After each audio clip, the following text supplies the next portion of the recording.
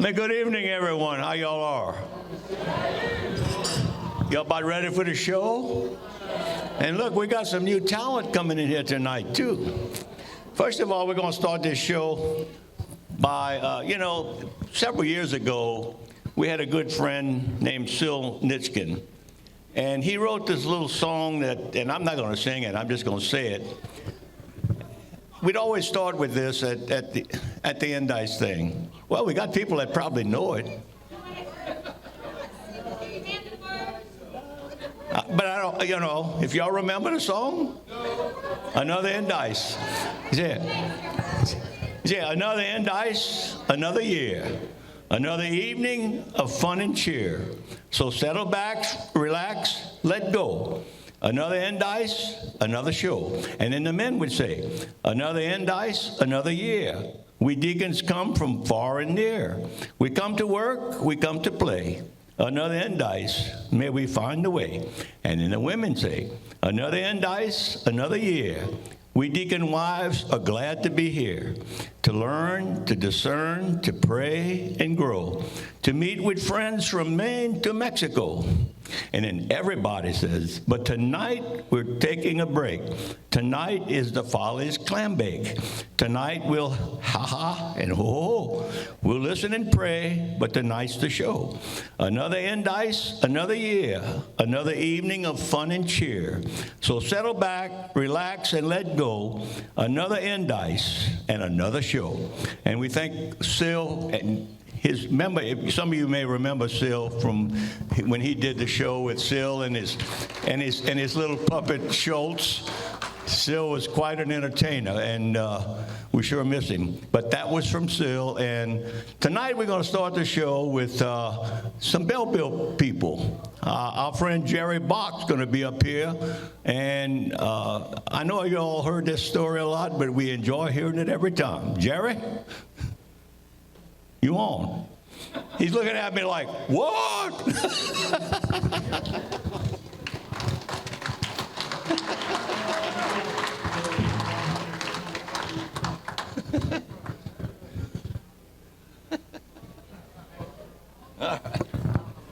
Let's start from this evening with a little after-dinner calisthenics. Every time you hear a B in the word, stand up. And then every time you hear a B in the song, sit down.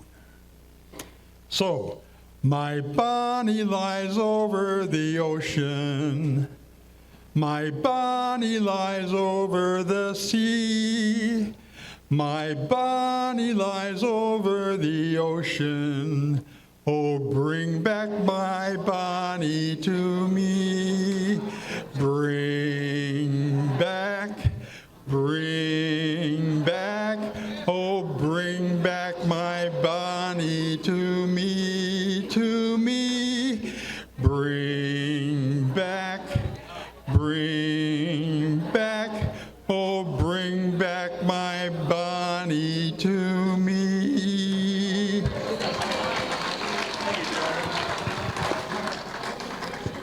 I'll let you work off a little bit of that dinner. Wasn't that great?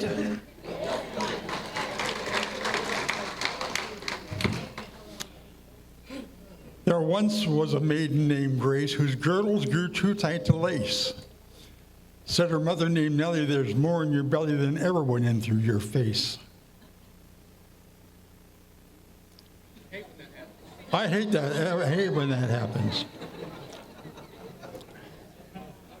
My wife, Ann.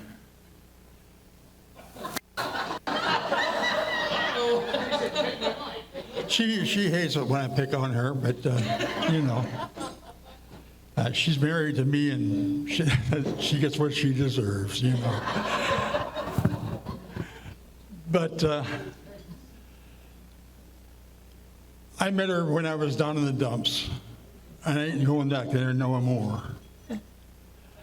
And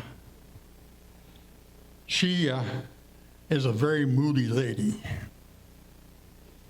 And I got tired of her mood swings, so I bought her a mood ring. And we discovered that when she's happy, it turns green. And when she's upset, I get a big red mark on the forehead right there. For that red mark. Oh, yeah. Oh, yeah. There was a mechanic who wanted to be a bus driver. Oh, they're groans already. All right. And he wanted to be a bus driver in the worst way. And he comes into the boss and he said, "Boss," he said, "I want to be a bus driver or I quit." The boss says, "Well, the only run is down on Sesame Street, and honestly, you can't handle those wackos down there." He said, "I get that job or I quit." So he threw him the keys and off he went. Comes to the very first stop and there's this big fat girl in the corner. He opens the door and she says, "Hi, I'm Patty." "Well, hello, Patty," and go back in the back, got back in the back of the bus. Comes to the next stop and guy with an obvious head cold because he was red-eyed and sneezing and, you know, he says, "Hi, I'm Leonard." "Well, go to the back of the bus, but don't sneeze on Patty, okay?" Goes to the next stop. And there's a big fat girl in the corner. And she says, "Hi, I'm Patty, but I've got special socks on." He says, "Oh, let's say we can tell you apart. Go back in the back." So no stops, and all of a sudden, he sees that here's this big racket in the back of the bus. And you know, there's those big long mirrors they got. He's checking out, and Leonard's got his shoes and socks off, and he is picking his feet right there on the bus. And he pulls over and he says, "The boss is right, I can't handle it. The very first day I got 2 obese Patties, special socks, Leonard sneezing, picking bunches on the Sesame Street run."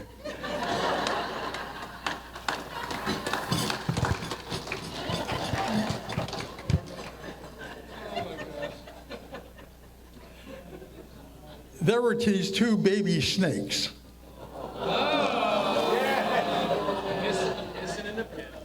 Hissing in the pit. Mom comes out and she says, "I'm going to the store, and I don't want you hissing in our pit. I want you to go over Mrs. Potts' pit to hiss, because I'm going to the store." So I say, "Oh, man, okay, Mom," and they went off and hissing them as they went, and they got to Mrs. Potts' pit, and they were hissing in her pit, and Mrs. Potts comes out and she said, "What are you doing hissing in my pit? Go back to your own pit to hiss." She said, "Well, Mom's going to the store, and she said to come over to your pit to hiss." "I don't want the responsibility. Go back to your own pit to hiss." So they went hissing on, going back to their own pit. And Mom comes home, and she says, "What are you doing hissing in our pit? I told you to go to Mrs. Potts' pit to hiss." And they told her the story. Mrs. Potts didn't want the responsibility, so she sent us back to go hissing in our pit.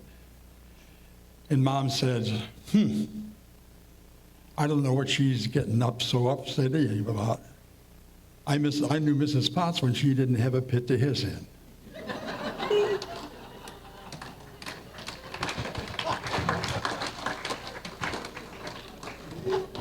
I guess that's it. Enjoy. Thank you, Jerry.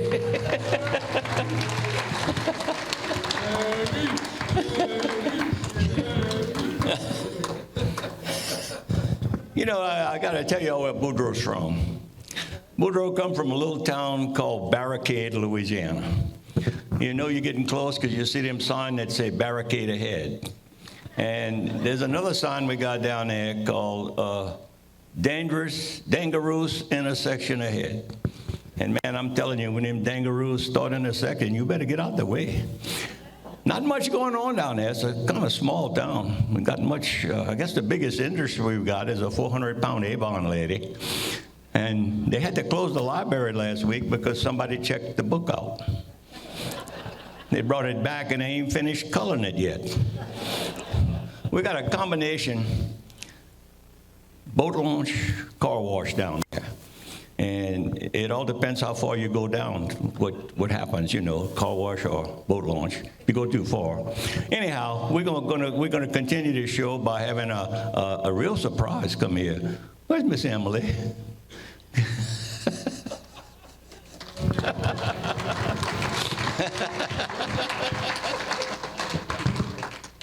So,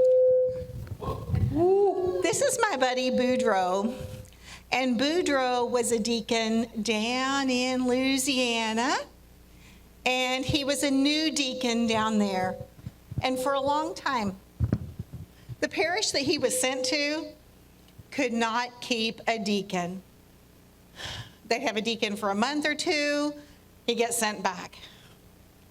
They got another deacon, he might stay 3 or 4 months, got sent back. Boudreaux got down there. He was there 6 months. They liked him. He stayed another 6 months. They wanted him to stay longer. After a couple of years, Boudreaux was feeling pretty good about himself. He's like, man, these people down here, they really like me. So he talked to the bishop about how well the people down there liked him. And they said, oh, Boudreaux, most of the people down here, they don't want a preacher at all. And you're the closest thing they got to that.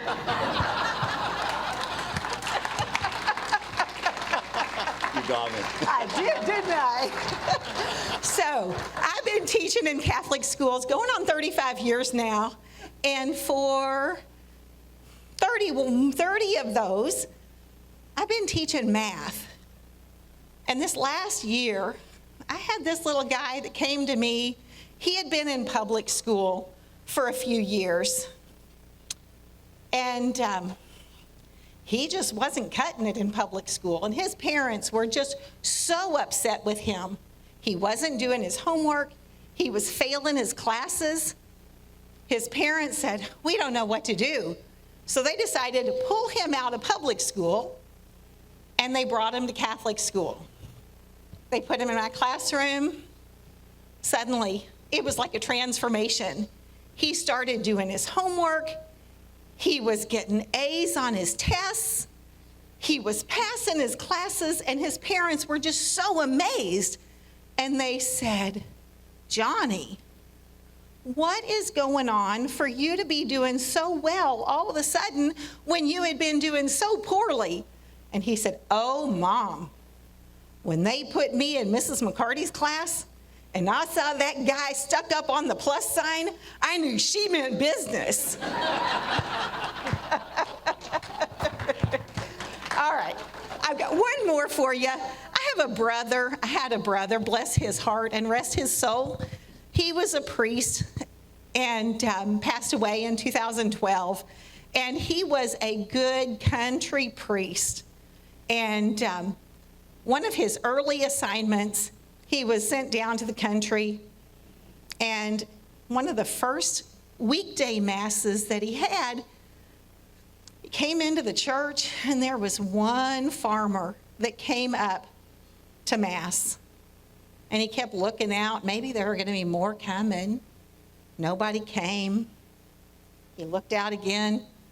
Nobody else was there. He came out and he said, John, if you go out and feed your cattle and only one comes up, what do? John said, well, I feed him. So Marty said, all right, that's good enough for me. So he went in and he got vested and he came out for his mass and he started mass and he got to the homily and he went on and on and on. Finally, John said, "Yo, Father Marty, you know, I told you I'd feed that cow, but I didn't tell you I'd give him the whole load." Thank you, Al. Another Indice, another year. That kind of sounded reminded me of the time Boudreaux was in church. And the priest got up there, and his homily was long, long, long. And finally, Boudreaux just got up, and he started walking out. And the priest said, "Boudreaux, where you going?" He said, "I'm going to get a haircut." He said, "Why you didn't get a haircut before you came?" He said, "I didn't need one before I came." You know, for their anniversary last year, Boudreaux took Marie to Hawaii, 25th anniversary. And boy, when he got back and Thibodeau was saying, "Boudreaux," he said, "how was that trip to Hawaii?" "Oh," he said, "it was good." He said, "But what you going to do on your 50th anniversary?" "He said, I'm going to go back and pick up Marie." All right, where's Steve? Steve's going to come up here and talk a little bit too. Steve Opachon. Where is he? Huh? There he is. While he's coming up here, I'll tell you another story. Boudreaux went to this Fais Dodo one night, and he rode his horse. And while he was in there, somebody painted his horse green. He went out there, and he saw that horse was green. He came back in, and he did what you never do at a Fais Dodo. He stopped the music.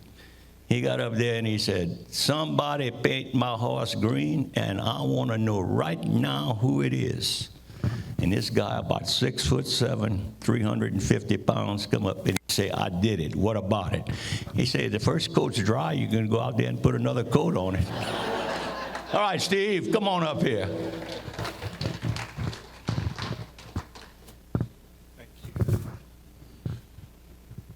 Well, I told Boudreaux I'd tell you my two favorite jokes. And one of them, it reminded me when Vince Ambrosetti was speaking. I'm sorry. "Yo, Vinny Ambrosetti, what's the matter for you?" I forgot how to pronounce it. See, I apologize for mispronouncing that. But remember yesterday he talked about an atheist on an airplane. Well, there was this little girl traveling by herself on an airplane. That happens sometimes when the arrangements are made. And about mid-flight, she's sitting there reading her Bible. And the man sitting next to her is an atheist. And he looks over and he says, "Little girl, if you'd like to have a discussion with me, I would be glad to explain to you why everything you're reading in that book is a lie and a fairy tale." And she said, "Well, okay, sir. I'll be glad to have that discussion with you if you'll just answer one question for me." He said, "Shoot."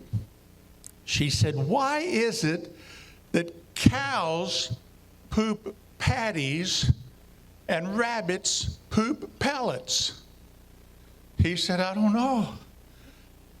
She said, "Well, then why should I talk to you? You don't know crap."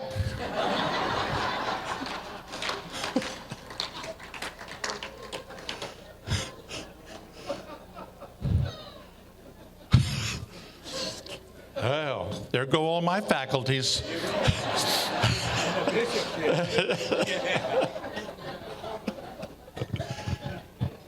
I'll tell you my other favorite joke, and then I'm out of here. There was a bar, a friendly little, kind of a neighborhood bar. Never had a fight or anything like that. Everybody knew everybody else. Well, one day this man walks in, and he's got a cane. He's one of the regulars, and he's just walking up there, just barely getting up. And down at the end of the bar, there's this guy that they've never seen before. He's got long hair, and he's wearing this robe. And the guy with the cane says to the bartender, "Who's the new guy?" He says, "Well, he says he's Jesus come again." "Jesus come again?" He says, "Well, do you believe him?" "Well, you know, I kind of do." "Well, what's he drinking?" "Well, he's just drinking a Pepsi." He said, "Well, you buy him one from me, tell him it's from me, just in case. So he buys him a Pepsi, and the man at the end of the bar kind of salutes him, and he's just sitting there drinking his Pepsi.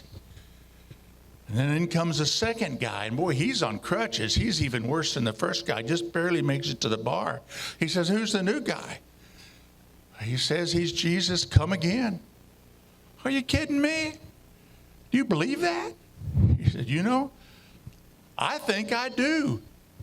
"Well, I'll tell you what, buy him a drink, tell him it's from me, just in case." So he buys him another Pepsi, and he salutes him, and he's just drinking.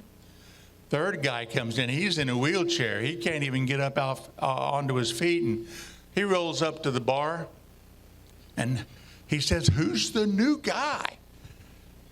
He said, "Well, he says he's Jesus come again, and I really do believe him." He says, "What's he drinking?" "Just drinking Pepsis." So, "Well, buy him one for me, and make sure you tell him it's from me, just in case."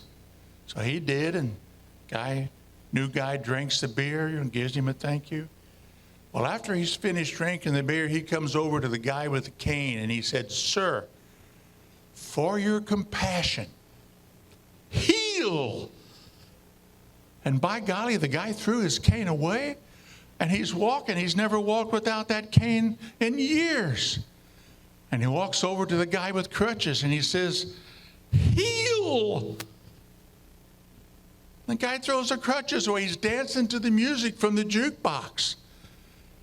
And he starts to walk over to the guy in the wheelchair, and the guy says, "Don't touch me, man. I'm on disability."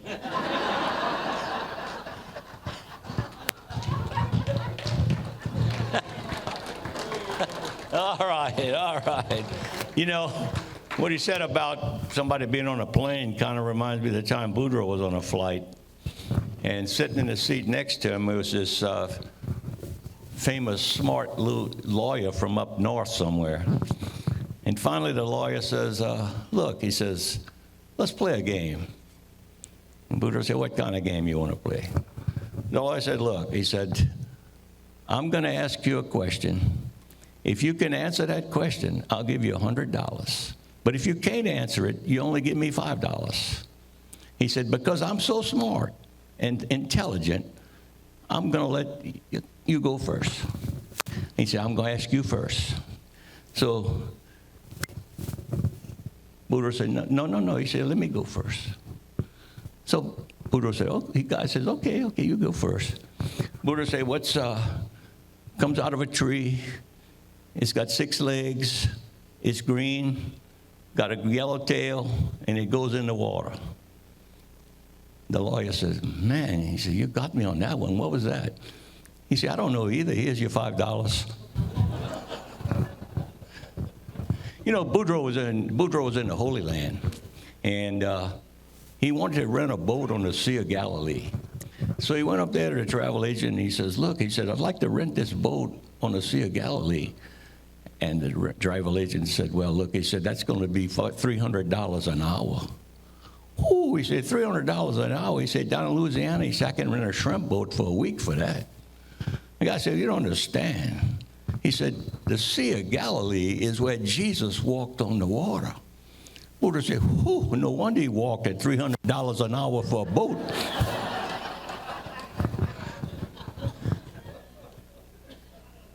Boudreaux applied for this switchman's job at the railroad, and the guy told him, he said, I got to pose a question to you and a problem to you and see how you handle it. Boudreaux said, "All right." Guy says, "You got this track, got this train coming 50 miles an hour on this track." He said, "From the opposite direction, they got another train coming 50 miles an hour on the same track. How would you handle that?" Boudreaux thought a while. He said, I'd call my buddy Thibodeau over here." Guy from the railroad said, "Thibodeau?" He said, "Some expert on stuff like this?" He said, "No." He said, "Just never seen a wreck like that before." Another time, Boudreaux was on the plane, and the stewardess came up and she said, "Look," she said, "stop your ears from popping. You got to have some chewing gum." So Boudreaux took that chewing gum, and they went on the flight, and finally the flight was ended, and Boudreaux called the stewardess over there. He said, I got one question. He said, how you just gum out your ear? Boudreaux went into this bookstore, and he went up to the attendant behind the register, and he said, look, can you show me where the self-help books are? Clerk said, no, I can't do that. He said, why you can't do that? He said, because that would be defeating the cause. Boudreaux was in New Orleans, and he was walking down the street, and there this crowd on the corner, and there was this policeman directing traffic and stopping traffic and having police people come across at the time. And he stopped the traffic, and he said, all right, he said, all you pedestrians cross the street. And everybody crossed the street except Boudreaux. This went on for a couple times, and finally the policeman came over, and he said, look, I've been telling you pedestrians to cross the street. Why? He said, I'm waiting for you to tell the Catholics to cross.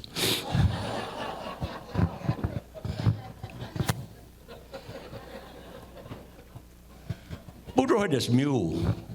He had this long-eared mule, and he tried to get it in the barn, and the mule's ears would touch the top of the barn, top of the door, and the mule would kind of go crazy.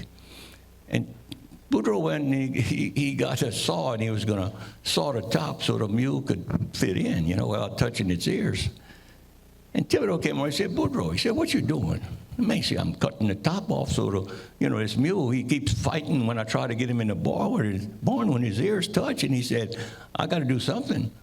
Well, Thibodeau said, Boudreaux, why don't you, instead of doing that, why don't you take a shovel and you dig a trench so he can walk through? Boudreaux said, look, it's his ears that's too long, not his legs.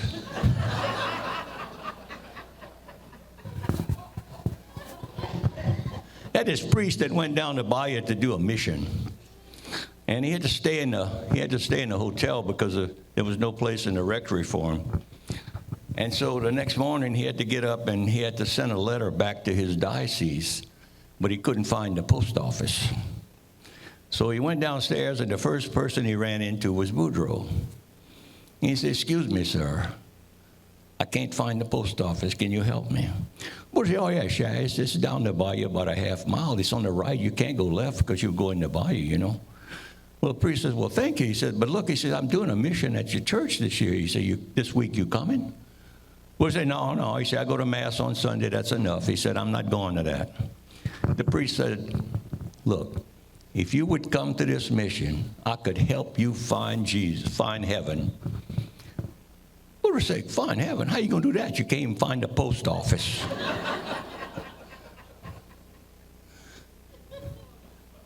Boudreaux came back from church. He had 2 black eyes. He went in, and Thibodeau said, Boo, 2 black eyes, where'd that happen? He said, it happened in church. He said, church? He said, how'd that happen in church? He said, well, I'm sitting there, and he said, we stand up to sing a hymn, and this lady in the front of me, she got her dress caught, So I thought I'd be a nice guy, and he said, I'd pull that out. Well, she turned around and hit me with that prayer book, blackened my eye. Well, he said, I can understand that, but why you got 2 black eyes? He said, I thought she wanted it back.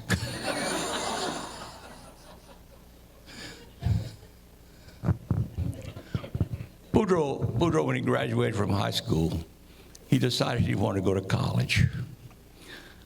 Man, he went in there and he took the test to enter college, and he did fine until he got to one question, and the question was, what's what?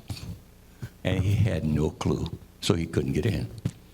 So he waited a year, and he went back and he tried again.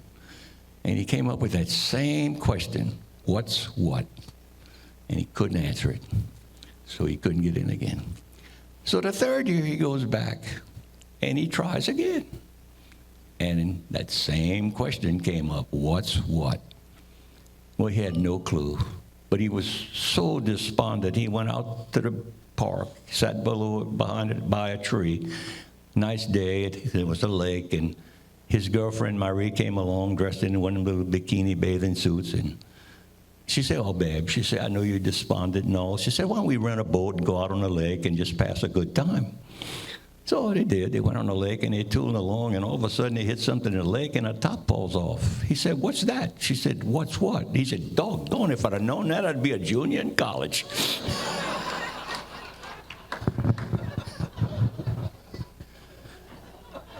Boudreaux had a job in the circus. His job was to walk behind the elephants and scoop up the poop. But it caused him to have a bad smell, a bad odor about him. So he went to the doctor and he told him, "Doctor," he said, "Look," he said, "I got this odor about me. I work in the circus." And the doctor said, "Well, Boudreaux," he said, "why don't you give up that job and clean up, And Boudreaux said, "What do you mean? Give up show business? I ain't doing that." Down at that little club, they had a raffle. And then Boudreaux, Melanson, and Thibodeau bought a ticket. Well, Melanson won first prize. He won a year's supply of gumbo. And Thibodeau won second prize. He won 6 months' supply of boudin. And Boudreaux won third prize, a toilet brush. Well, a couple of weeks later, they're talking, and Melanson said, "Boy, that gumbo is so good that I won for a year." He said, "Man, that is the best." And Thibodeau said, "Yeah, that boudin I got is super, super, the best boudin I ever ate." "Yeah, what about you, Boudreaux? What about that toilet brush?" He said, "Man, that toilet brush." He said, "I'm going back to toilet paper."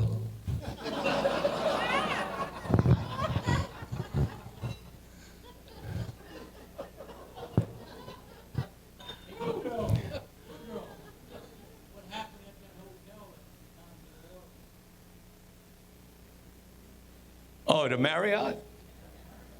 Oh, yeah, Boudreaux had to go at New Orleans for something, so he decided to stay at a nice place, the Marriott, down the foot of the canal where we went for that conference. Well, he got a room 1401. But for dinner that night, he decided to go up to that restaurant, and he went up there, and this waitress came over, and he said, "I think I'll have a steak and salad." Oh, she said, "Bab, before you do that, you got to have an appetizer."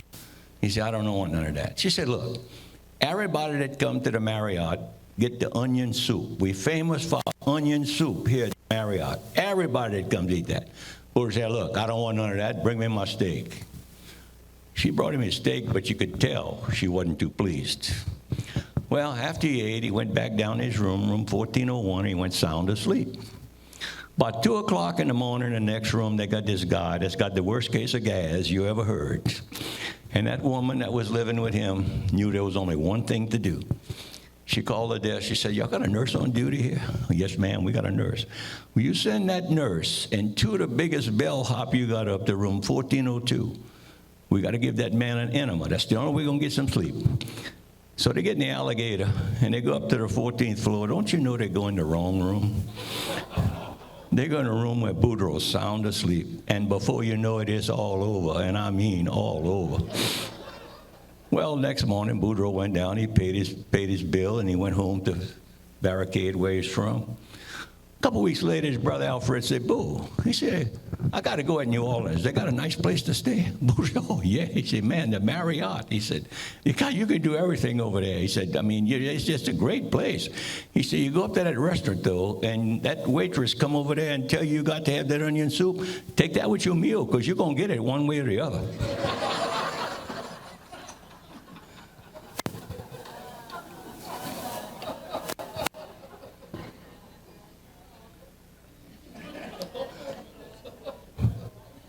Boudreaux went to the store, and he asked the clerk, he said, "What aisle's the boudin on?" Clerk said, "You must be a Cajun." Boudreaux said, "Look, if I'd come in here and order linguine, you'd think I was an Italian?" Guy said, "It never happened." He said, "What if I came in here and ordered bratwurst? You'd think I was a German?" He said, "It never happened." He said, "Well, why in the world do you think I'm a Cajun because I came in here and ordered boudin?" The guy said, "Because this is the Home Depot."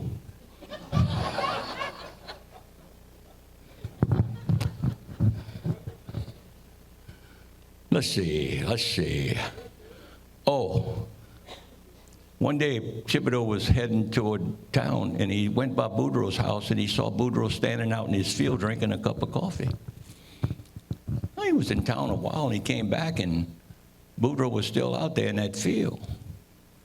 Oh, he said, something wrong with that boy. I got to go check that out. So he went over and he said, Boudreaux, he said, look, I just came back from town after I've been there a while, and you're still out here in this field. What is it? He said, I'm going to win the Nobel Prize. He said, Nobel Prize? He said, how you figure that? He said, don't you know that's given to the person that's outstanding in their field? Oh, Boudreaux was doing some carpenter work, and he got a splinter in his finger. And boy, it was bad. So he had to go to Dr. Melanson, and he told Dr. Melanson, he said, Dr. Melanson, he said, I got this splinter that's way down in my finger. I got to get that out. Dr. Melanson, Boudreaux, he said, that's pretty deep in there. He said, I better put it to sleep so you won't hurt. Boudreaux said, no. He said, it ain't gonna hurt. He said, just go ahead and get it out. He said, I'm not worried about that. He said, I had some worse pain than that. So sure enough, he pulled it out, and Dr. Melanson said, boy, Boudreaux, he said, that's pretty bad. He said, tell me about the worst pain you got. He said, one day I was out hunting, and I squatted down, and one of them traps caught me. He said, oh, I bet you that was the worst pain you ever had, huh? He said, no, that wasn't the worst pain. He said, what was the worst pain? He said, when I was running and ran out of chain.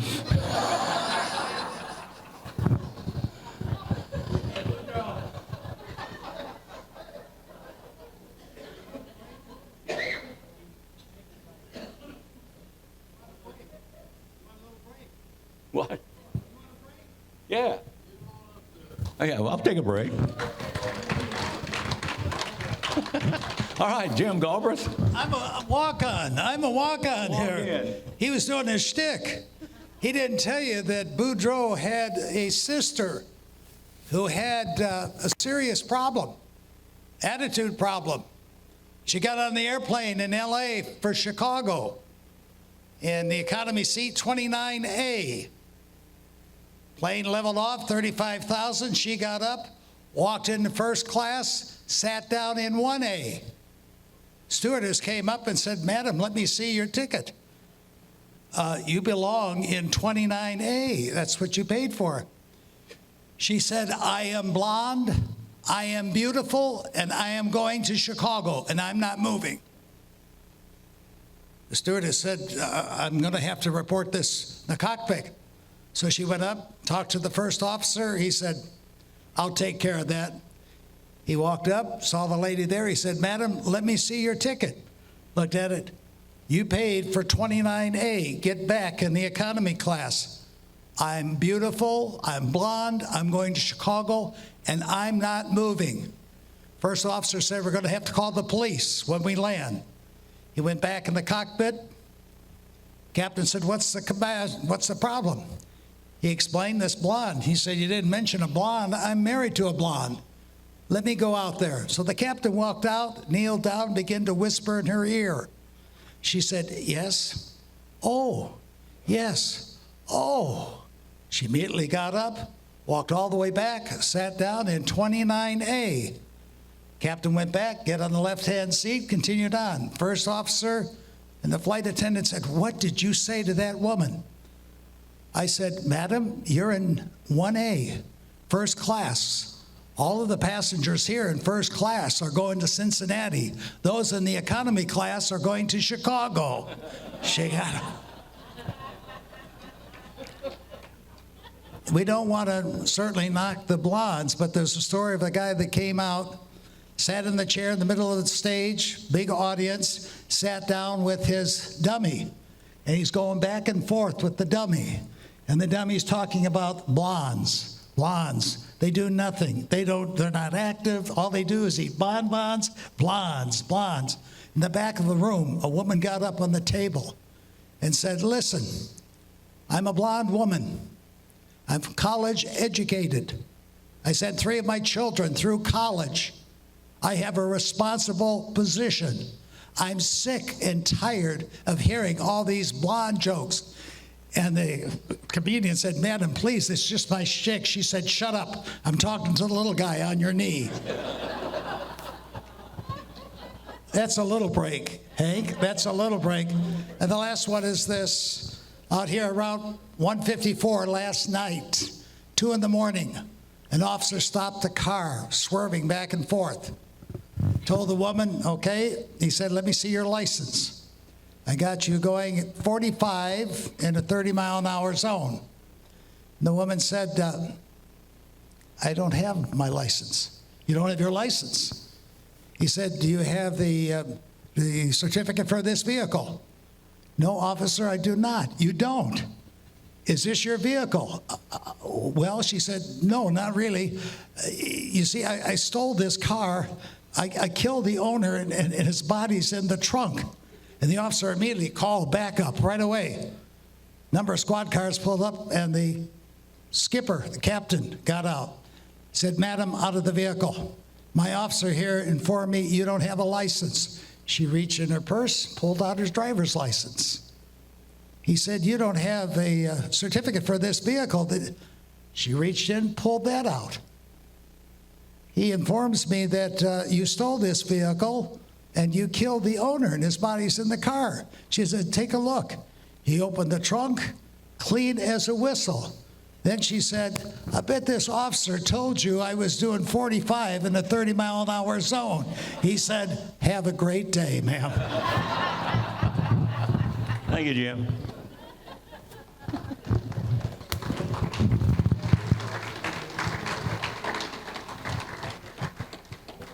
Boudreaux had won his trip to Spain, and so he decided he would go to the library and he'd get a book on Spanish so he could learn a little Spanish.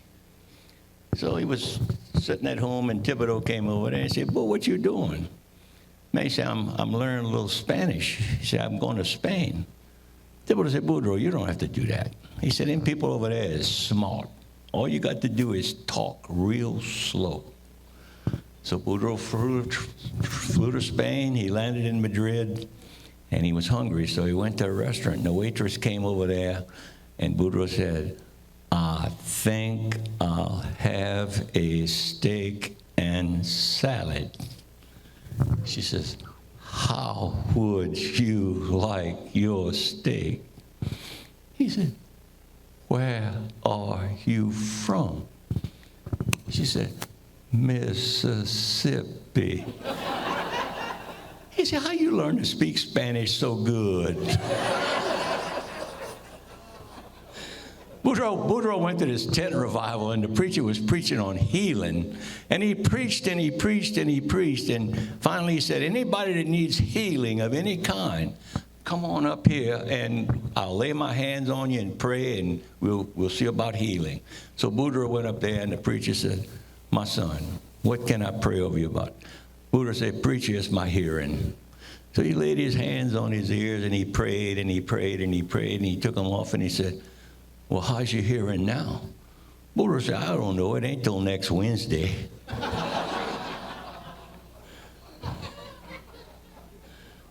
You know, this little thing I do, I like to fly, and I always fly Cajun Airlines. That's the best.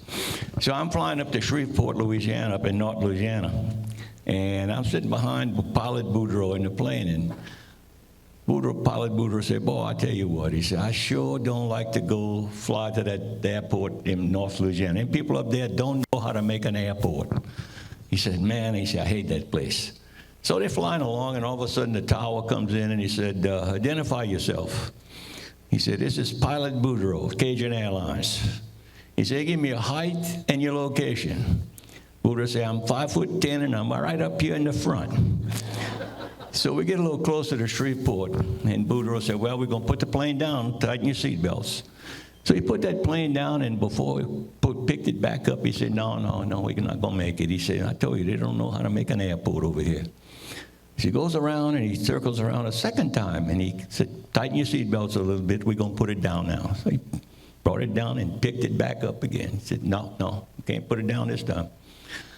So he goes around, and a third time he said, look, if we run out of gas, we got to put this plane down. He said, grab a cushion, do whatever you got to do. And he put that plane down as close to the end of that runway as he could. Man, he put the brakes on, he threw the anchor out, he did everything he could to stop that plane. And even with that, it ran off the end of the runway a little bit.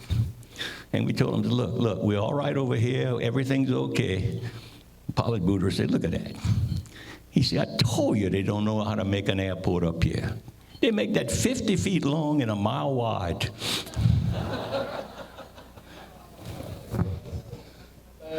Boudreaux was in a bar one time, and this Texan came in, this Texan bragging. He said, I bet anybody in here $100 they can't drink a case of beer in an hour. And nobody did anything. Finally, Boudreaux got up and he left. Well, about 50 minutes later, Boudreaux came back, went to the Texan. He said, hey, that bet's still on? Texan, yeah, partner. He said, that bet's still on. So Boudreaux said, I want to do that. So they brought a case of beer, and Boudreaux drank it down in about 55 minutes. And the Texan said, well, here's your money. He said, but I got to ask you something. Where'd you go when you left here? He said, I went across the street to that bar to make sure I could do it.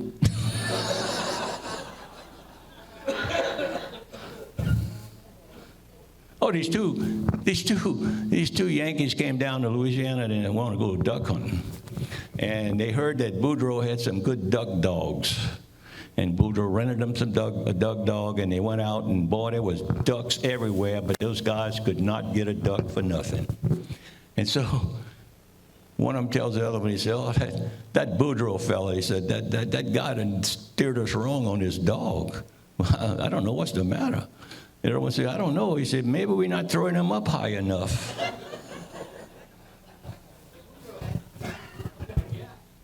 Oh, all right, Vince. Come on. All right. I know I can't compete with Boudreaux. So, I was in a parish in Florida, and we went to one of the parishioners' homes for dinner. The pastor, the parochial vicar, the deacon, me, my team. We had a wonderful dinner at the table, and this lady very nicely explained to me that she was a widow. She had had 3 husbands. I'm not making this up. You think this is a joke, right? Hang on. And I said, 3 husbands. And she said, yeah, funny thing is, my second husband was my first husband's best friend. This is really true. I said, well, do you mind me asking, how did your first husband die? She said, poison mushrooms. I said, who dies from poison mushrooms, right? She said, poison mushrooms. And your second husband? She said, poison mushrooms.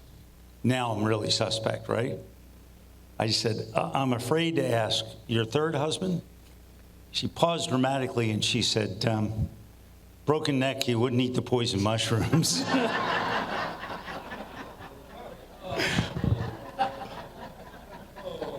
So, you had the folks in about the tour. I've done a lot of pilgrimages over the year, and we had 150 people going to Italy. Wonderful itinerary. We started in Rome, and we had some singers from all over the country, some instrumentalists, et cetera. And there we were in Rome on the first evening, and I had a friend of mine who was rehearsing everybody. And then we had dinner, and one of the ladies went over to place a phone call from Rome back home. Turns out, I understood later, that she told her husband, true, that she would not come on this pilgrimage unless he agreed to one thing. He had to stay home. And she said the reason was that he was the only person that she trusted her beloved cat to be with, right? So he stayed behind to take care of the cat. We got to Rome, and that evening she placed a call to him, and she said, hi, honey, how's the cat? Well, I mean, you would have thought she said, hi, honey, I miss you. Hi, honey, I wish you were here. No, no, no. Her first words were, truly, hi, honey, how's the cat? He said, listen, dear, I'm really sorry, but your beloved cat climbed on the roof, fell down, broke its neck, died. She said, how could you do this? He said, I didn't do it. The cat climbed on the roof. She said, yeah, but couldn't you have approached this a little more sensitively? He said, what would you have me do? She said, well, you know, here in Rome, the eternal city, on this first night, you could have said, honey, your cat stuck on the roof. Haven't been able to get the cat down. Then when we got to Orvieto over some of that classical white wine, you could have said, you know, honey, the cat fell down, went boom, boom. Then when we got to Siena, the great city of Catherine and Dominic, maybe there you could have said, honey, I'm sorry, it doesn't look so good. And then when we get to Assisi, you know, Francis loved the animals so much. Maybe there you could have said, I'm really sorry, honey, your cat didn't make it. She took a deep breath. He said, I'm sorry. I'll try to be more sensitive. She took a big sigh again and she said, all right, how's my mother? He said, she's up on the roof.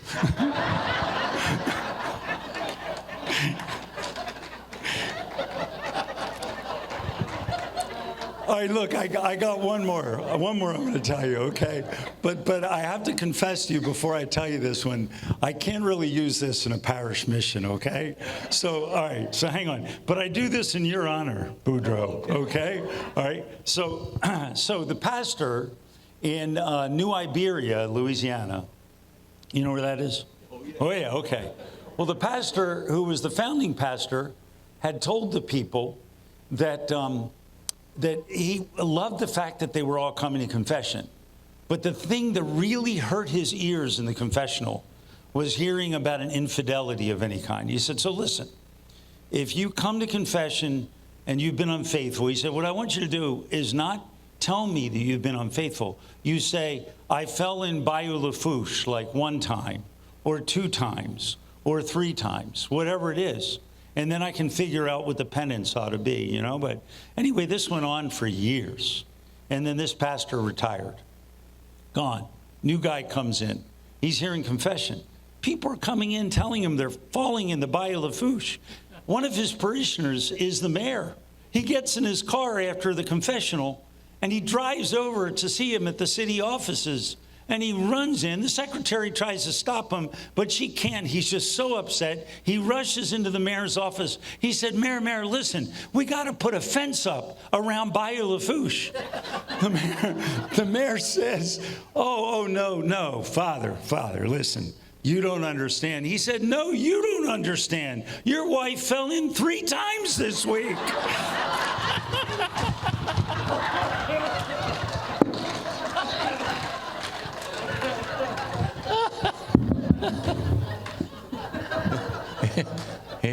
Here comes Here comes Corby. The bishop left, so I'm not worried about my faculties. But Steve Fry, tomorrow you might be installed as the new president. Grandpa went to Chicago, and they're walking down the street, and Grandpa just had a slick head, no hair, and a pigeon dropped a bomb. And boom, right on Grandpa's head. And Grandma looked at him and said, man, I wish I had some toilet paper. And Grandpa said, why? He's probably half a mile away by now.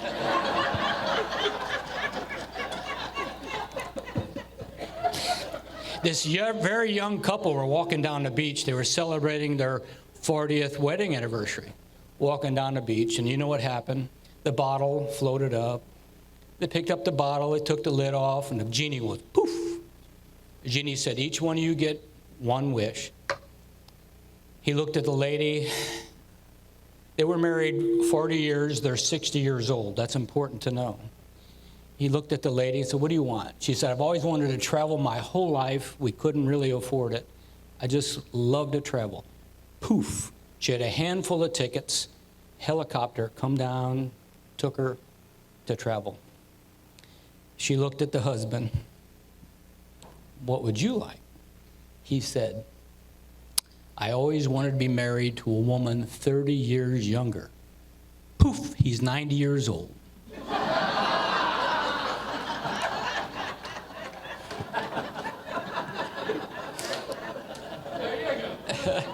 I took Grandpa to Denny's, and we went in and sat down and ordered a food.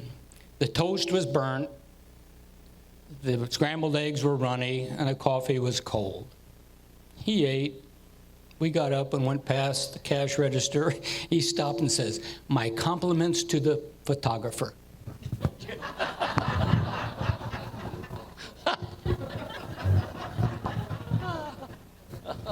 Oh, Lord. You know, the phone company needed to hire somebody to set their poles. So there were two companies that applied. There was Acme Pole Setters, and there was Boudreaux. Well, the phone company supervisor said, "Well, I tell you what I'm going to do." He said, "I'm going to put you all each on one side of the street, and I'm going to come back here at 5 o'clock, and we're going to see who did the best job." Well, he came back, looked at him, and he said, "Well, Mr. Boudreaux, I hate to tell you this." He said, "You're not going to get the job." Boudreaux said, "Why? I'm not going to get the job." He said, "Well, look," he said, "Acme Pole Setters set 20 poles." He said, "You set 5. Boudreaux said, "Yeah, but look how much they left standing out the ground."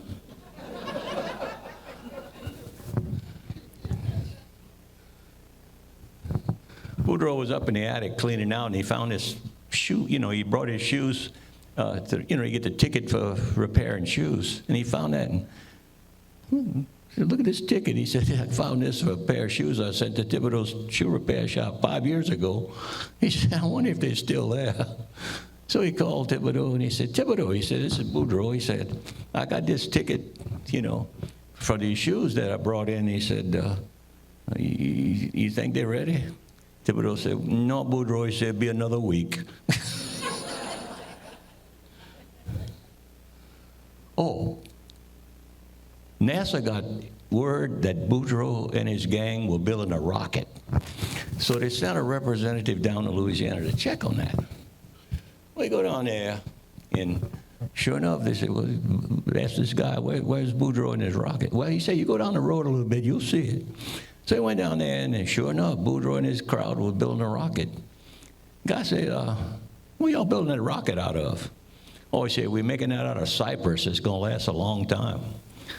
What's that guy doing up there in the top? Well, he's putting caulking compound in the window so it don't leak. He said, "What you going to use for rocket fuel?" Man, he said, "We're going to start off with a roux." He said, "Well, let me ask you another question." He said, "Where you going with that rocket?" Boudreaux said, "For the first time ever, we're going to the sun." "Hey, you're going to the sun?" He said, "Don't you know you're going to get close to the sun, that heat that's going to burn that rocket up?" Boudreaux said, No. He said, "You got that wrong." He said, "We're going at night."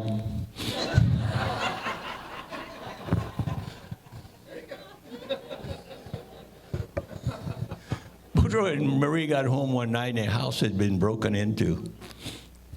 So they called the police. Closest policeman was a K-9 unit. So they sent them over there to Boudreaux's house, and K-9 policeman and his dog were walking up, and they knocked on the door. And Boudreaux came out, and they said, "Oh, no." He said, "My house got broken into, and they sent a blind policeman over here to check on it." They had this counterfeit ring in Texas. And man, they can make some beautiful money. It was hard to tell. But they got drunk one night at a party, and the guy that made the $10 bills wound up making $12 bills. So the head of the ring said, "Oh, no, what are we going to do?" He said, "Oh, I know what we're going to do. We're going to go down there to Louisiana and pass that on the Cajuns." So they get in their car, and they go down to Esterwood, Louisiana, where Boudreaux's got a store. And they go in there, and he said, "Watch this." He pulls out this $12 bill, and he says to Boudreaux, he said, "You think you can change this for me?" Boudreaux said, "Oh, yeah, sure." He said, "How you want that, 2 6s, 4 3s, or 3 4s? Boudreaux was working in that store one day, and a duck came in. Duck walks up, looks at Boudreaux. He said, "You got any duck food?" Boudreaux said, "No, I don't sell duck food here." The duck said, "Thank you," and he turned around and left. Well, the next day, Boudreaux's in the store. Here comes that duck again. He walks up to him, and he said, "You sell duck food?" "Look, Duck, I told you yesterday I don't sell duck food." The duck says, thank you, and he left. Well, he came back a third day. He said, you sell duck food? He said, look, duck, I'm tired of telling you every day I don't sell duck food. You come back here tomorrow and you ask for duck food, I'm going to nail your feet to the floor. Duck said, thank you, and he turned around and left. Well, the next day the door opens, here comes that duck again. He said, oh no, that's that duck. Duck walks up to him and he said, you got any nails? Boudreaux said, no. He said, you got any duck food?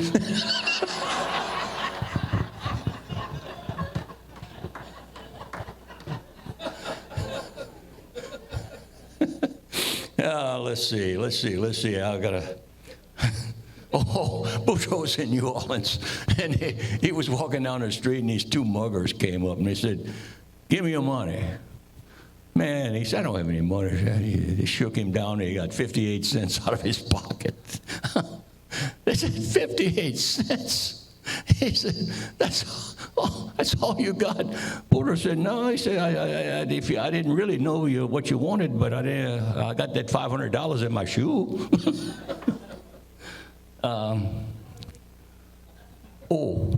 I think I told you this one time, but Boudreaux, he decided he would declare war on Washington.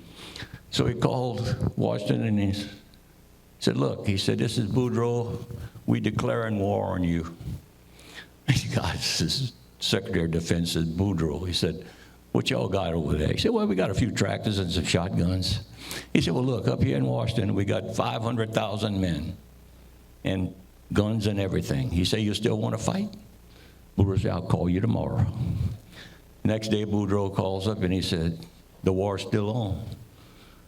I said, well, what you got now? He said, well, we picked up a ultralight and we got some more shotguns and tractors, a couple more Cajuns.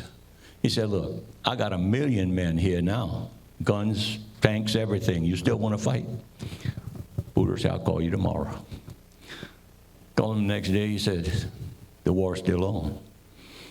He said, what you got now? He said, well, we picked up a few more people and all. They said, we're ready to fight. He said, you still want to fight?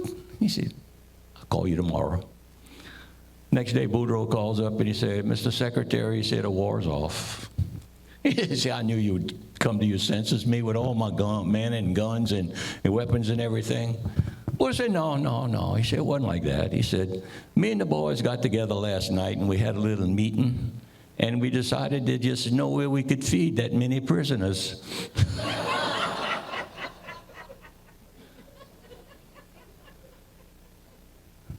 Boudreaux told Marie, he said, I'm going fishing. He said, and it's really rough out there. He said, you don't need to go. He said, but I tell you what, he said, I'd like for you to pack my purple nylon pajamas.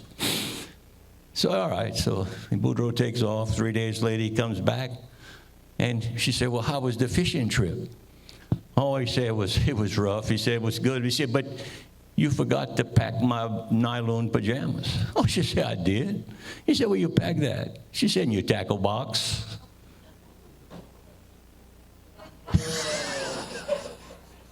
He was going fishing, but he didn't go fishing.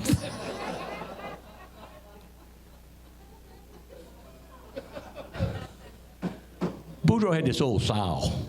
And that old sow would just root. This was Bishop Kimmick's favorite story when we were meeting at Notre Dame years ago. This old sow would just root around in the mud all day. And Thibodeau came over and said, Boudreaux, if you take that old sow down to where they got that sign that say Borat Stud, you could have a lot of little pigs and sell that. So Boudreaux said, he said, I never thought of that. But he put the old sow in a wheelbarrow and he rolled her down, knocked on the guy's door. He said, I got this old sow out here. He said, oh, yeah. He said, give me $15. We'll put the sow in the pen, come in and drink coffee. They do what they got to do. So they did that. He put the old sow back in the wheelbarrow and he rolled her home. Next morning, he tells Marie, he said, boy, I bet you got a bunch of little pigs running around out there. And he went to the window and he looked out. He said, God, dog. He said, not a one. He said, it must have not took. She said, what you going to do? Man, I'm going to try it one more time. So he did. He put the old sow in the wheelbarrow, rolled it down there, paid the money, put the sow in the pen. They did what they had to do, put it in the wheelbarrow, rolled it back home. Next morning he gets up. He said, boy, I bet you we got him out there now. looked out. He said, God, dog. He said, still no little pigs out there. She said, look, this is kind of getting expensive. He said, I'm going to try it one more time. So he did. He put the old sow in the wheelbarrow, and he rolled her down, paid the money, drank the coffee, put the old sow in the wheelbarrow, rolled her back home. Next morning, he got up, and he said, oh, Marie, he said, I just don't have the heart to go look. Marie said, Boo, I'm going to go look for you. So she went to the window, and she pulled the shade back, and she said, Boo, I hate to tell you this. There ain't no little pigs out there, but the sow's in the wheelbarrow.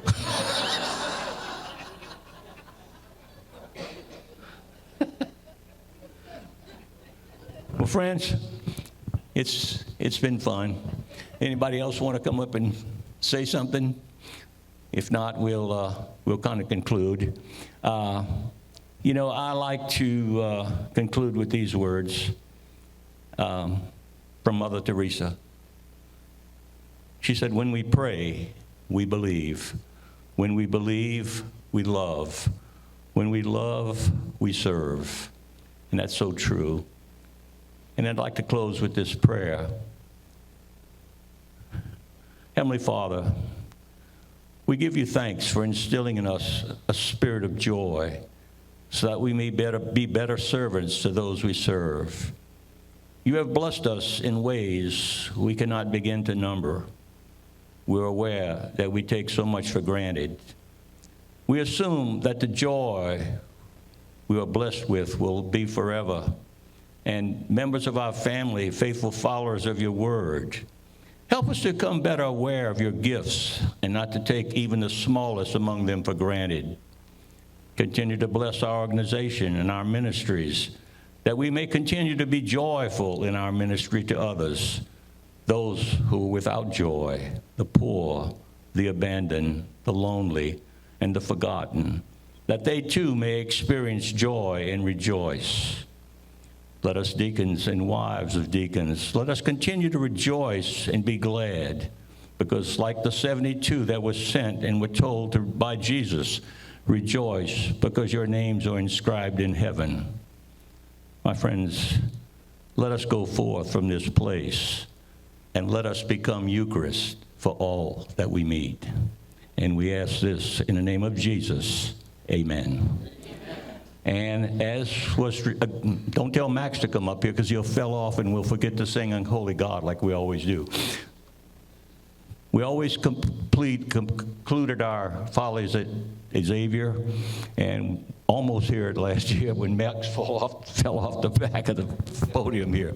So we'll all stand and we'll sing. Oh, you're going to play it? Yes. What do you want to do first? Holy God. Yeah.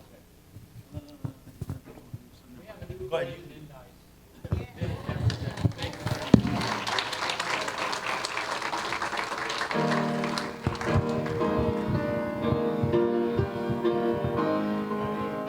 Holy God, we praise thy name.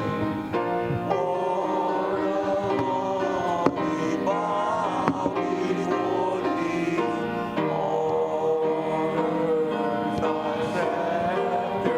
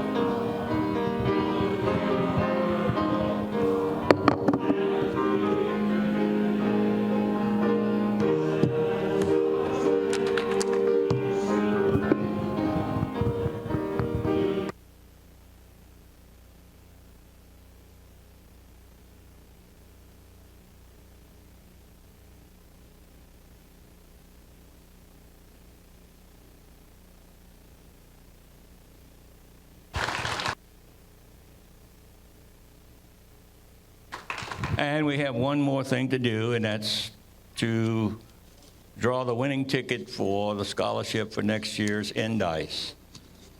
Vince, would you do us the favor of pulling the winning ticket, please?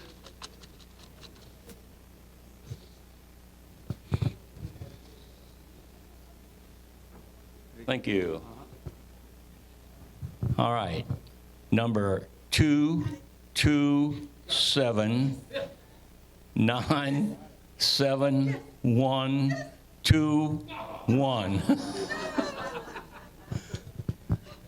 227-9721.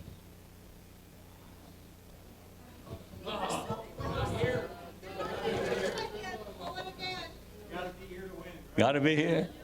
That was the bishops. That was the bishops. Had his name on the back of it. He put it in there. I think he got 15 of them in there. All right, here we go. 227-9686.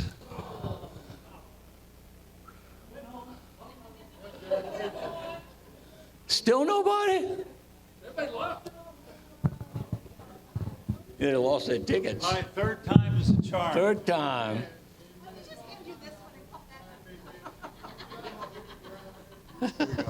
All right.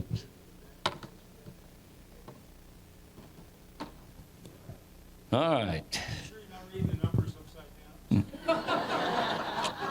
down? No. 227-9662.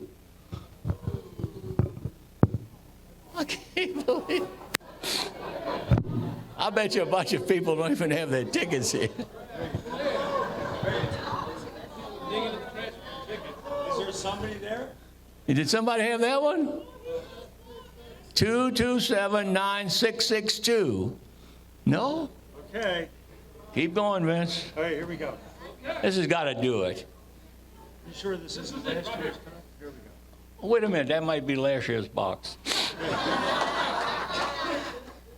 227-9717. Hey!